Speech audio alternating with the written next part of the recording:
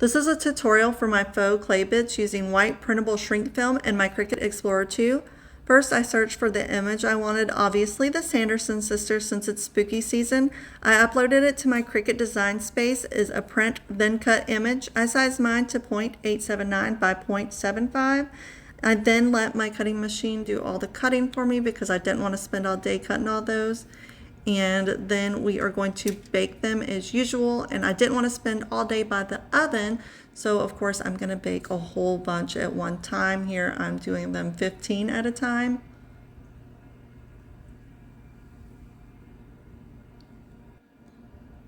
After they bake, they get not only smaller, but they also change color. As you see, they get a little deeper there. Here on the left is the before, and on the right is the after, so you can see the size difference as well as the color difference. Here is the finished product. You can see exactly how small they get. They're very tiny.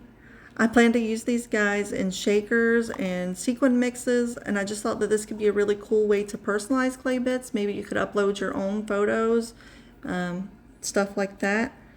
I hope you guys found this tutorial helpful, and be sure to follow me on Instagram, YouTube, and TikTok at Raven Lou and Paper 2.